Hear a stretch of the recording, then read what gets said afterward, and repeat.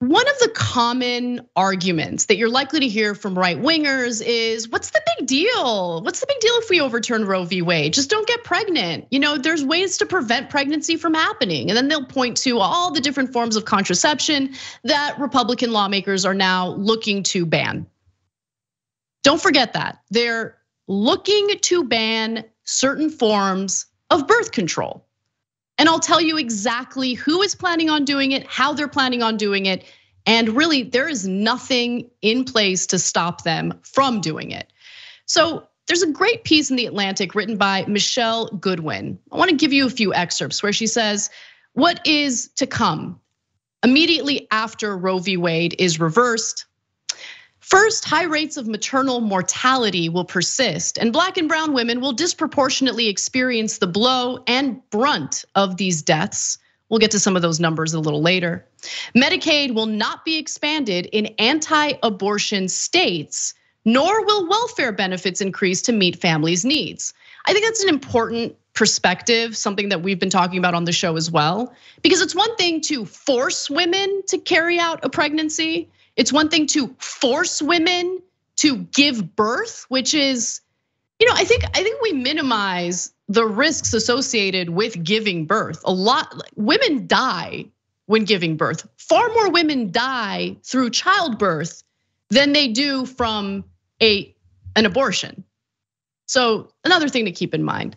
But she also writes, second, states will turn to civil and criminal punishments of women and girls who seek abortions through medication or by traveling out of state. Even now, before Roe has fallen, lawmakers are working on such legislation. And third, just as the Jim Crow era sanctioned racism and racial profiling, the Jane Crow era will be marked by greater surveillance of pregnant women and the curation of laws, practices, and policies to justify stalking, watching, and policing women's bodies. That is our near future. And she's right about that. In fact, just a few weeks ago, we shared a story of a lawmaker in Montana who is drafting legislation to prevent women from being able to travel out of the state to access an abortion. And I have no doubt that once Republicans take charge in Congress, once we have a Republican president in place, they'll do away with the filibuster if they need to ensure that they have a federal ban on abortions. Now, let's talk about what is likely to come in regard to contraception, because one of the cases that's coming up is Griswold v. Connecticut, and that is the 1965 decision that said married couples have the right to contraception access. It struck down a Connecticut law that outlawed the use of birth control devices. Okay, let's just pause for a second. This is a bit of a tangent, I guess, but how insanely intrusive and creepy is it for the state to get involved in your bedroom and tell you what you can and can't do? So what is are you only supposed to have sex for reproduction purposes according to the right wing? And if that's the case, I totally understand Ben Shapiro's take on Cardi B's music. I totally get it. But I don't know about you guys. I love my partner. I'm super attracted to my partner. I don't want to get pregnant every time I sleep with my partner. He's my husband. What I do in my bedroom is my own damn business. It's our business. Sometimes it's your business because I share too much, but you know what I'm saying. How freaking creepy is that? Okay, there was a law in Connecticut saying that married couples can't use contraceptives. Insane. Similar laws in other red states. There were also laws banning sodomy, which means hey, the state doesn't want you to get a blowy, no anal sex for you. Super creepy, none of the state's business, okay? Now, going back to Griswold.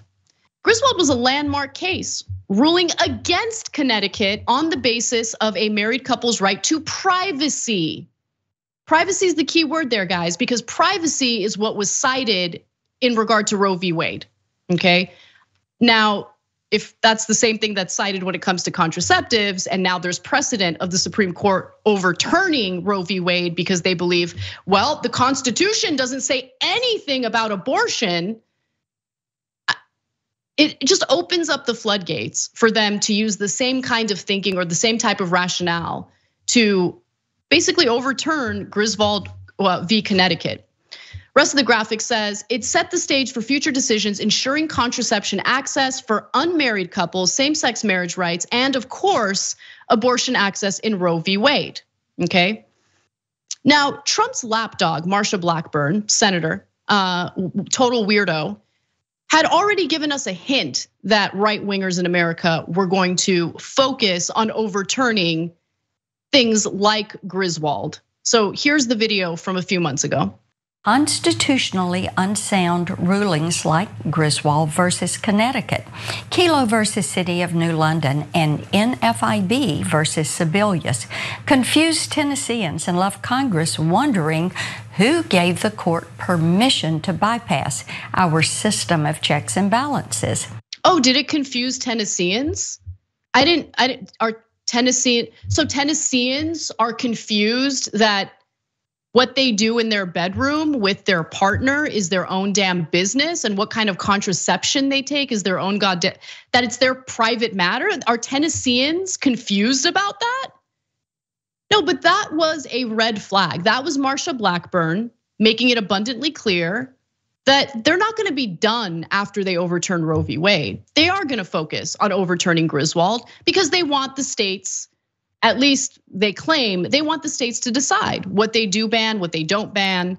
And then eventually, I'm sure that'll be expanded to federal policy once the right wing has the power to do it.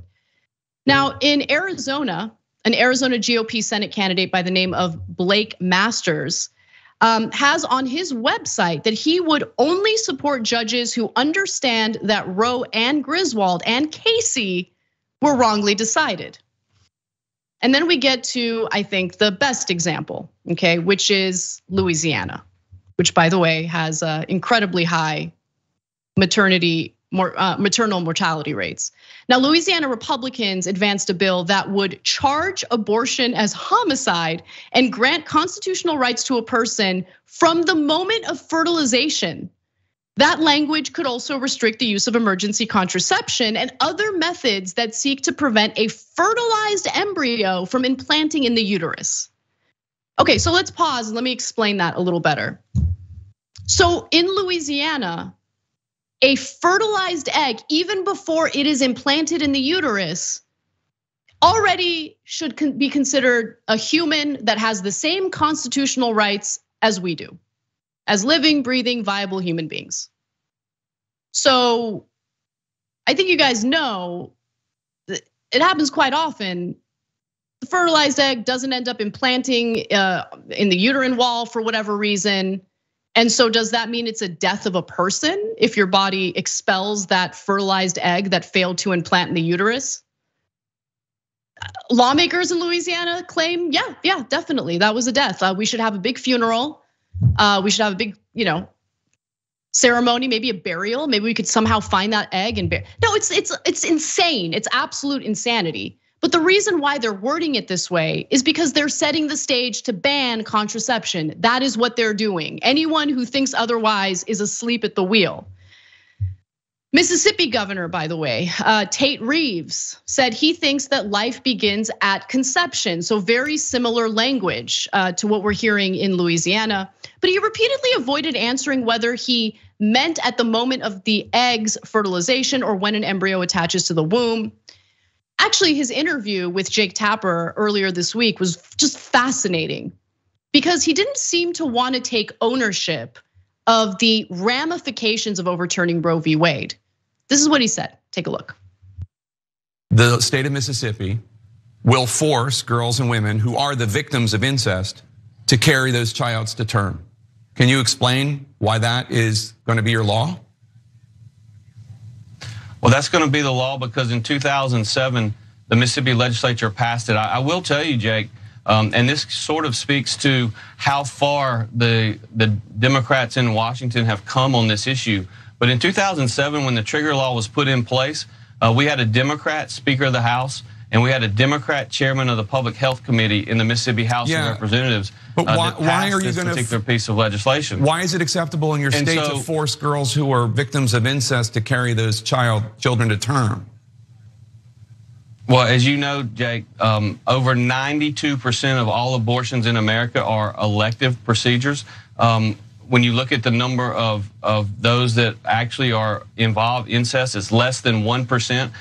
I enjoyed that video. I enjoyed that video because he knows how unpopular this is. And he's trying to blame Democrats for it. The only blame Democrats deserve is being incredibly weak and not having a plan or strategy in place to prevent this from happening. So Democrats deserve blame in that regard. But Democrats aren't the ones forcing incest and rape victims to carry out a pregnancy that resulted from that abuse. Especially in states like Mississippi, it's a state law. So own it, Tate Reeves, own it.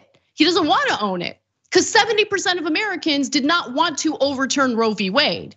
Republicans know that. There's a piece in the Washington Post today where Republicans are like, oh, I don't know, is this really gonna hurt us in the midterms? We're worried.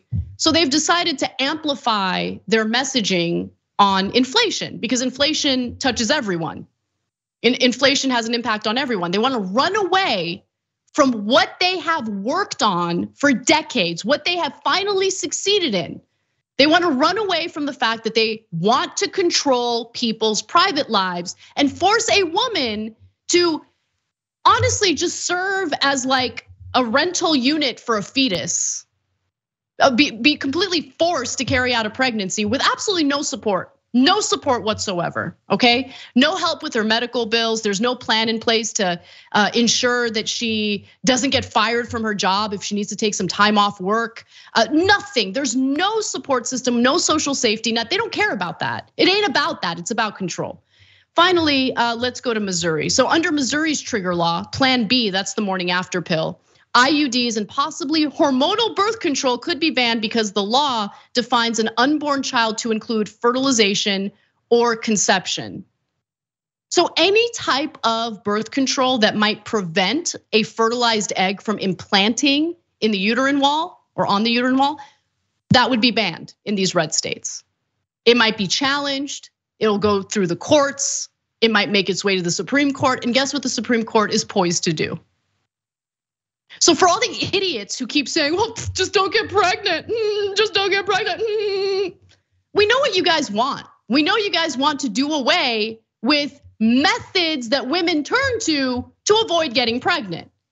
And then when you bring that up, what is the response to that? Well, then just don't be a slut. Don't have sex. Because that's what this is really about, right? That's what this is really about. Finally, I just want to talk about red states and how terrible they are. Let's take a look at the next graphic. This is the number of infant deaths per 1,000 live births. The numbers are from 2020. So again, the number of infant deaths per 1,000 live births. And at the very top of the list is Mississippi, Tate Reeves, Mississippi, with 8.27 deaths per 1,000 live births. Followed by Louisiana, West Virginia, Arkansas, Alabama, South Dakota, North Carolina, Kansas, Indiana. You guys get the picture? Do you guys get the point? We're not done yet. Let's go to maternal mortality rates and which states tend to have the highest rates. Fun. Georgia comes in at number 1. Let's see, and I wanna make sure I give you guys the appropriate numbers here. Yeah, per 1,000. So per 1,000